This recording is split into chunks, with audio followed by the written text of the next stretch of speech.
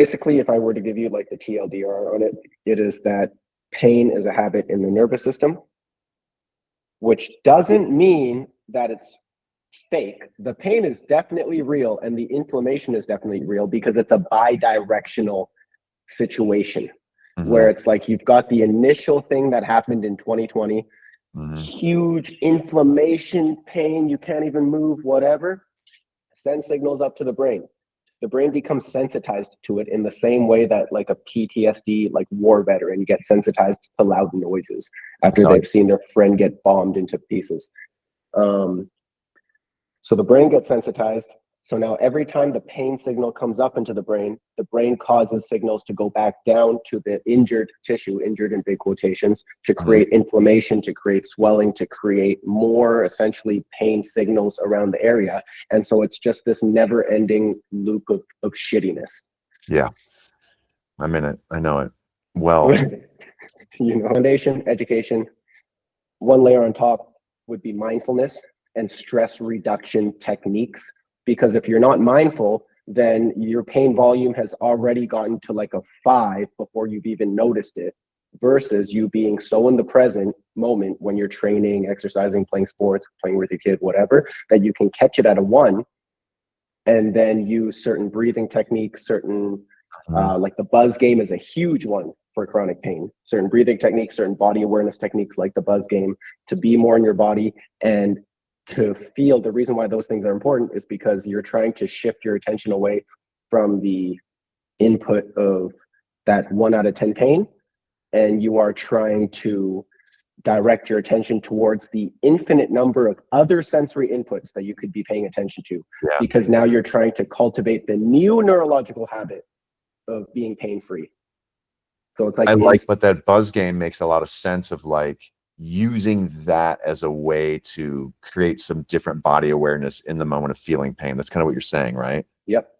Exactly. So it's like the way that with one-on-one clients that I work with pain, it's always cueing them. One of the techniques is, okay, as soon as you feel the pain, right away play the buzz game. Right away play the buzz game for 2 reasons. Number 1, to direct your attention away from the pain, but number 2, and this is kind of more of a mind-fucky concept.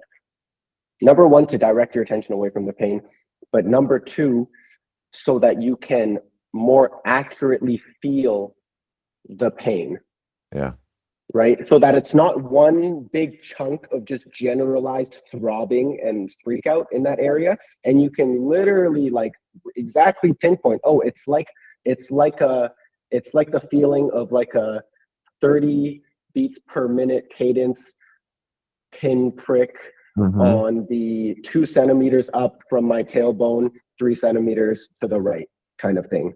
So that it, instead of it turns over time as you continue to practice the buzz game from this generalized, scary kind of ache into a more accurate sensation that you're essentially making friends with or better understanding. That's awesome. I've never heard that before. I really like that. That's great. I love that idea, actually. Because that might be the first time I've ever heard someone in this sphere, well, in general, talk about a mental way to almost abolish or really minimize the pain mentally. It's always kind of, that was one of the things I missed with the Sarno thing in both those books. I was like, but I'm still not, it's like his push was like therapy, like go to therapy and talk about it. And this stuff that you're pushing down, it was like this kind of psychological thing. And I was like, yeah, but I don't understand how journaling is going to get me. But what you just said, for me, that makes a lot of sense, because I see that happening subconsciously when I'm just active doing stuff. It's not necessarily being so aware of it, but it's being so like aware of other things going on that I'm able to almost ignore it, right? It doesn't almost exist in a way. Right. Whereas this is another layer deeper into it of like feeling the pain and being so aware of it acutely that it almost, it's an interesting concept and I really like that. It's just feeling it more accurately, right? It's just Yeah. feeling it more accurately, because the opposite of feeling it more accurately is freaking out about the 1 out of 10, objectively 1 out of 10 sensation, blowing it out of proportion into a 9 out of 10 severe pain that you can't even like echolocate to the precise area and It's just a mess. and quality. It's just a mess. It's Yeah. just a mess. Yeah. It's just a mess. Some thoughtful training. And then we got, over top of that, general strengthening of and improving the movement quality of the tissues. So it's like with your lower back, maybe some deadlifts, maybe some dead bugs and bird dogs, maybe some more dynamic rotational med ball throws. So that's the third layer, and then the top is just all the other kind of bells and whistles of massage therapy and acupuncture and shockwave therapy, whatever the small little details are that unfortunately oftentimes we go straight to the tip of the thing. Yep. Without addressing the actual. Yeah, because those things promise, to make you pain free quickly. Yeah, for sure. I think you've gotten a lot out of the McGill stuff, and where I think the road ends with that is that this is an oversimplification for sure, but the Stuart McGill exercises are great for convincing your nervous system that it's safe, because at the end of the day, all of those exercises are built around not moving your core. Yep. If my neck hurts, I do a lot of jujitsu. Sometimes I tweak my neck. If my fucking neck hurts, what's the number one thing I can do to not hurt or to not flare up the pain until the pain subsides and I feel better? Well, it's to move around like this. Yeah. Hey, how's it going? Yeah. You do a shoulder check. Yeah.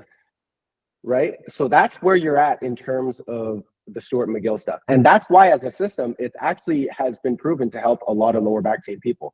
But it ends with people like you who are actually athletic population, who actually need to eventually learn how to move their trunk dynamically. So the next step for you is really learning how to use your breathing as your brace. It's not the most complete analogy, but in the last 11 years, it's the best one that I've been able to come up with so far. Imagine I have like a plastic water bottle and it's fully crumpled up and it's twisted out of shape and it's whatever. And that's kind of your spine and why it hurts. What I could do is I could try to use my hands and bend it this way and twist it that way and try to get it straight again. And everything looks straight and stable again. So I'm kind of like guesstimating my way into a position of stability and structural integrity. Or I could put my mouth to the cap of the bottle, blow as hard as I could, and have it, without a doubt, 100% correct, have that structural integrity and that shape and that strength that I want it to have. I can even then close the cap, and it's way harder for me to bend it out of shape and to twist it out of shape. So where a lot of the Stu McGill stuff is missing is that, yes, the most safest position for the back where not a lot of pain occurs is in that like organized position. But one step further from that is how can we use our breathing to create that effect so that throughout the day, without me having to consciously think about, oh, I dropped this pencil. Well, I guess I got to brace my abs and I got to tighten my lower back and I got to hinge at the hips and I got to do whatever. Instead of that, can my breathing just be the thing that happens in the background in my unconscious mind that is the mechanism for keeping my trunk stable, so that I don't have to hold my breath, so that it's just always happening automatically and there's some semblance of internal pressure, internal air and fluid pressure inside the system that keeps it relatively strong.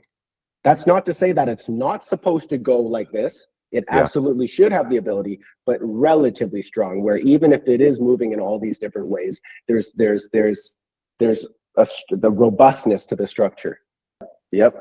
And the second one is actually really fucking simple, is that if your chronic pain, which is real, is you freaking out about low threshold stimuli like picking up a pencil or turning to shoulder check while you're driving or whatever, Well, then over time, we're just going to add more load to you being able to flex your spine side to side, forwards, backwards, to add more load to be able to, for you to even brace your core. And after adding load, adding velocity to it with throwing exercises and stuff like that. So that over time, you're essentially just proving to your nervous system, hey, look, I'm strong. I can move really quickly and twist myself up and bend my body all these different ways without any pain because my structure can handle it. Yeah. When I had started the McGill thing, was walking 3 times a day was part of the prescription for about 30 minutes. And even that was like, oh man, it's so nice to be able to just like those 3 walks where it was basically a light way to trick my body into being like, it's good. You're okay. Once I would get the momentum going, it was fine. And I could walk, I was crooked, and it was good. That's it, man.